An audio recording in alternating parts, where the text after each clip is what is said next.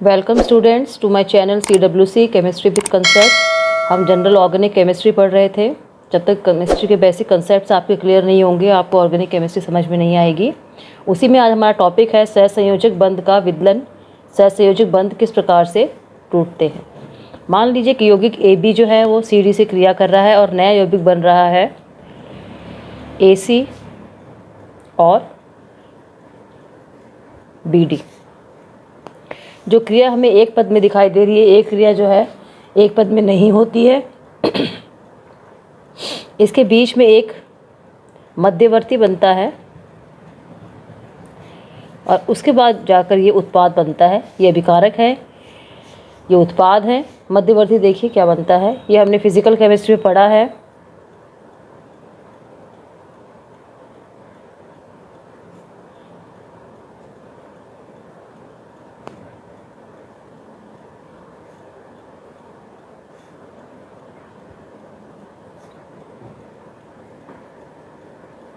इस प्रकार से जो बंध था, सहसंयोजक बंध की बात हम कर रहे हैं। ये बंध जो है इस प्रकार से टूट गया था और नया उत्पाद AC और BD बन गया था। पुराने बंध टूटे और नया बंध जो है वो स्थापित हो गया। ये जो है मध्यवर्ती है।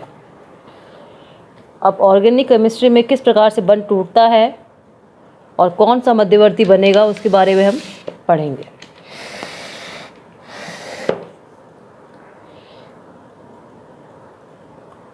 मान लीजिए इथेन है। बंध जो तोड़ेंगे वो हम कार्बन और कार्बन के बीच के बंध की बात कर रहे हैं कि किस प्रकार से कार्बन और कार्बन के बीच का बंध टूटेगा।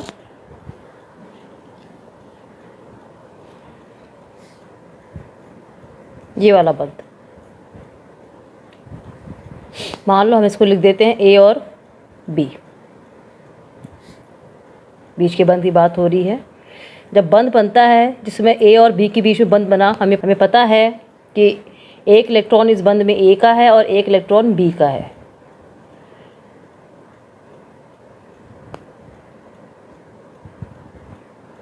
एक तरीका ये है जिसमें B ने अपना इलेक्ट्रॉन वापस ले लिया और A ने भी अपना इलेक्ट्रॉन वापस ले लिया और हमारे इस प्रकार से स्थिति बनी। दोनों ने अपने अपने इलेक्ट्रॉन जो बंध के लिए दिए थे वापस ले लिए। इस प्रकार के बंध टूटने को हम बोलते हैं समांश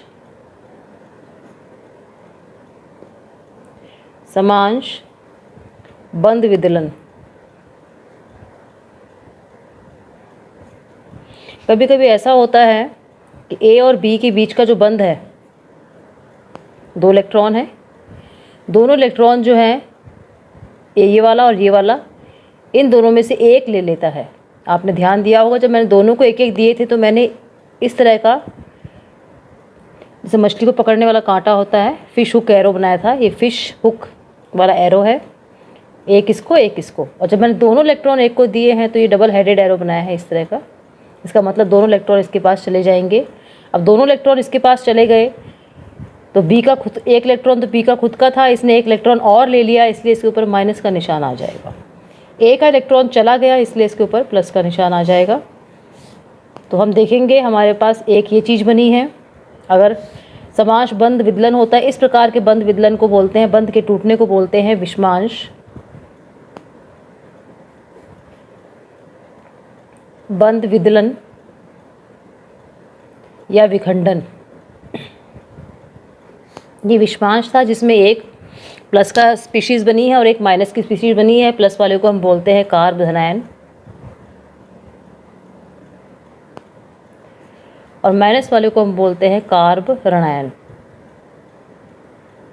और इस प्रकार की समांश बंध विदलन के द्वारा जो हमारे बनती है स्पीशीज़, इसको हम बोलते हैं मुक्त मूलक। तो हमने देखा कि जब बंध टूटता है, सहसंयोजक बंध टूटता है दो परमाणुओं के बीच में ऑर्गेनिक केमिस्ट्री में, या तो वो इस प्रकार से टूटेगा जिसमें दो मुक्त मूलक बन जाएं, या फिर इस प्रकार से टूटेगा जिसमें एक कार्बन धनायन का और एक कार्बन ऋणायन का निर्माण होता है। कार्बन धनायन होता क्या है, कार्बन ऋणायन क्या होता है और ये मुक्त मूलक जो है क्या होते हैं, इनके बारे में हम देखते हैं। ये मुक्त मूलक जो है जो बने हैं ये उदासीन प्रवृत्ति के होते हैं, उदासीन होते हैं। क्योंकि जब बंध टूटा था तो बी ने जो अपना इलेक्ट्रॉन साझा करने के लिए दिया था वो खुद का ही इलेक्ट्रॉन लेके अलग हुआ है, ए ने भी अपना इलेक्ट्रॉन जो साझा करने के लिए दिया था वो लेकर अलग हुआ है, तो कोई आवेश नहीं होता।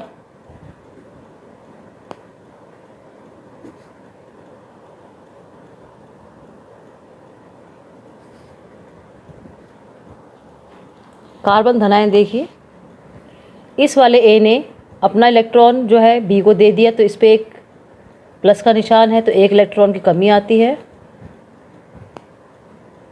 कम है इसके पास में। जैसे कि नाम बता रहा है कार्बन धनायन, प्लस का निशान होता है, ये पॉजिटिव होता है। इसमें एक इलेक्ट्रॉन जो है एक्स्ट्रा है,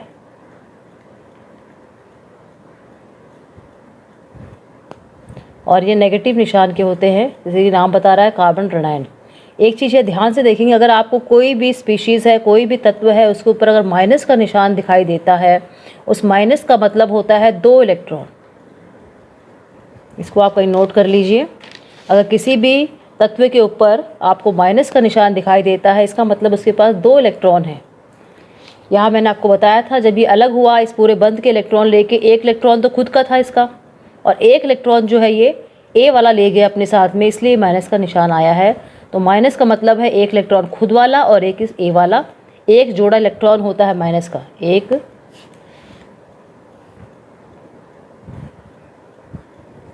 तो जहाँ भी माइनस का निशान दिखाई देगा अपन को कार्बन के ऊपर, इसका मतलब वहाँ एक जोड़ी इलेक्ट्रॉन है कार्बन के ऊपर या किसी और तत्व के ऊपर। अब ये मुक्त मूलक, कार्बन धनायन और इनके प्रकार देखिए।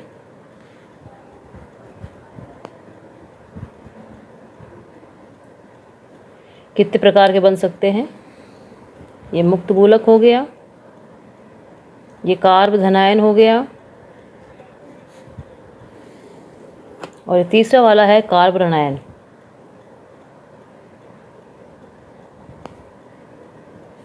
पहला देखिए, हो सकता है कि जो मुक्त मूलक है ये कार्बन, जिसके पास ये इलेक्ट्रॉन बिंदी के रूप में पड़ा हुआ है, इस तरह से 3 CH3 जुड़े हुए हों। जब इसके ऊपर 3 CH3 जुड़े हुए होंगे तो इस कार्बन को 3 डिग्री कार्बन बोलेंगे, और ये मुक्त मूलक जो है 3 डिग्री मुक्त मूलक कहलाएगा। वैसे ही हम कार्बन धनायन बना लेते हैं। इस पे प्लस का निशान है, 3 CH3 जुड़े हुए हैं इससे, तो ये 3 डिग्री कार्बन धनायन हो गया। वैसे ही 3 डिग्री कार्बन ऋणायन भी होगा, ये 3 डिग्री कार्बन ऋणायन है। 3 डिग्री का मतलब है ये जो कार्बन है जिस पे निशान है, ये कार्बन है जिस पे प्लस का निशान है, ये कार्बन जिस पे माइनस का निशान है, ये कार्बन जो मुक्त मूलक है, इससे कितने CH3, ये कितने CH3 से जुड़ा हुआ है। दूसरा प्रकार है इसका, ये 2 CH3 से जुड़ा हुआ है, ये भी 2 CH3 से जुड़ा हुआ है, एक H लगा दिया मैंने, ये भी 2 CH3 से जुड़ा हुआ है, माइनस है, और ये मैंने एक H लगा दिया। तो इस प्रकार का कार्बन जिस पे धनावेश है या ऋणावेश है या फिर मुक्त मूलक है, अगर वो 2 CH3 से जुड़ा हुआ है, 2 कार्बन से जुड़ा हुआ है, CH3 में कार्बन है, ये वाला मुक्त मूलक वाला कार्बन जो है 3 कार्बन से जुड़ा हुआ है, ये वाला कार्बन जो है 2 कार्बन से जुड़ा हुआ है, तो इसको 2 डिग्री कार्बन बोलेंगे। तीसरा प्रकार देखिए, जब ये 1 कार्बन से जुड़ा हुआ है तब ये 1 डिग्री कहलाएगा। एक कार्बन जो है मुक्त मूलक वाला, ये कार्बन से जुड़ा हुआ है, धनायन वाला एक कार्बन से, ऋणायन वाला एक कार्बन से, और मान लीजिए तीनों ही हाइड्रोजन हैं ये, तो इस प्रकार से बनेगा ये भी 1 डिग्री ही कहलाएगा। ये मैथिल मुक्त मूलक हो जाएगा। हमें पता है ये कार्बन के अंदर 3 हाइड्रोजन होते हैं, इसको मैथिल समूह बोलते हैं। ये मैथिल धनायन हो जाएगा, ये मैथिल ऋणायन हो जाएगा। अब ये जो मैंने बनाए हैं, हर मुक्त मूलक में, कार्बन धनायन में और कार्बन ऋणायन में, जो मैंने आपको ये अलग अलग दिखाए हैं 4 प्रकार के, इनमें से सबसे अधिक स्थायी कौन सा है वो हम देखेंगे अभी।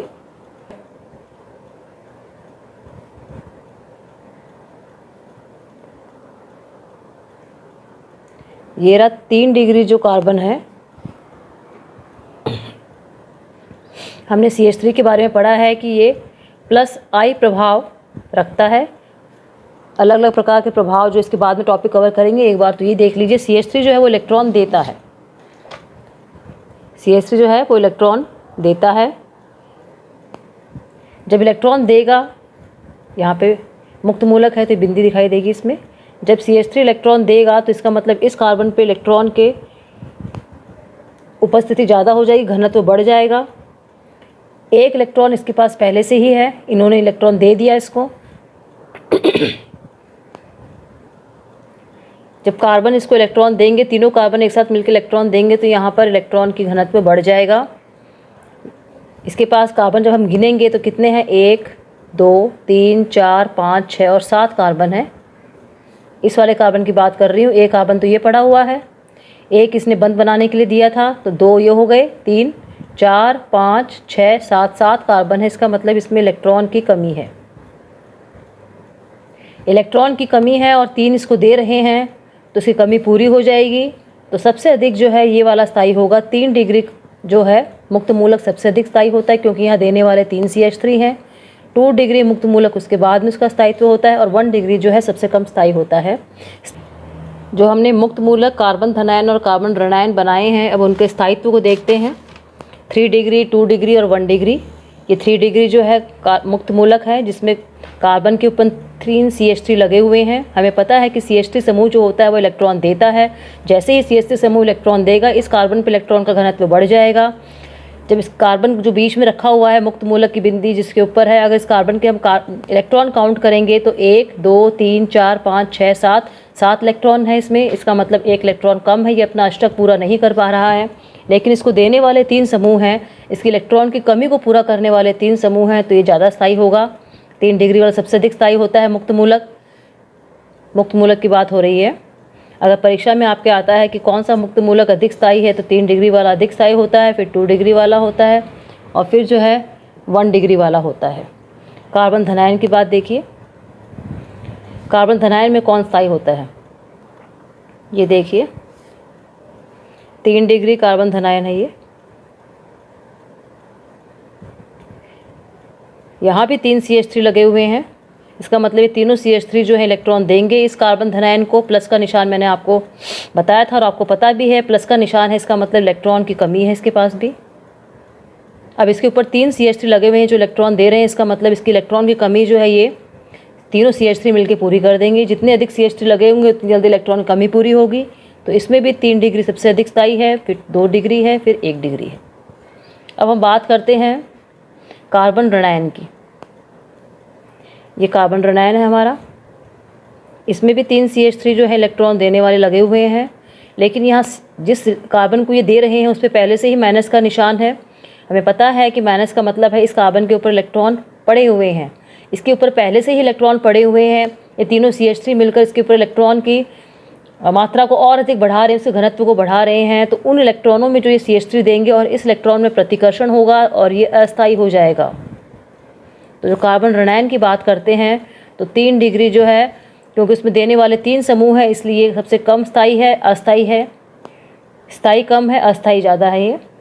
उसके बाद में जिसमें 2 CH3 लगे हुए होंगे उसमें देने वाले 2 CH3 समूह है, उसका नंबर आएगा और फिर 1 डिग्री का नंबर आएगा। ये मैंने बताया था आपको 1 डिग्री का। इसमें देने वाला ये वाला और एक ये था, ये दोनों 1 डिग्री में आए थे।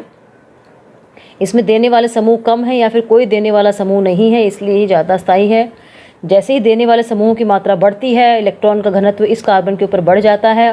तो वो इलेक्ट्रॉन जो इन तीनों ने मिलकर दिए थे और जो इसके ऊपर पहले से इलेक्ट्रॉन पड़ा था, इनके बीच में प्रतिकर्षण होता है। जब प्रतिकर्षण होता है इलेक्ट्रॉन के बीच में तो वो चीज़ अस्थायी हो जाती है, इसलिए 3 डिग्री जो है वो स्थायी नहीं है। 3 CH3 हैं इसलिए कम स्थायी, 2 उससे थोड़ा ज़्यादा और 1 सबसे ज़्यादा स्थायी होता है। उम्मीद करती हूँ कि आपको जो मैंने कार्बन धनायन और कार्बन ऋणायन के बारे में, बंध के विदलन के बारे में बताया है, समझ में आया होगा। अगर आपको अच्छा लगा वीडियो तो अपने फ्रेंड्स को भी शेयर कीजिएगा, लाइक कीजिएगा, ताकि उनके कंसेप्ट जो हैं ऑर्गेनिक केमिस्ट्री के क्लियर हो सकें। सब्सक्राइब कीजिएगा ताकि आपको आगे आने वाले नोटिफिकेशंस टाइम पे मिल सकें। Thank you.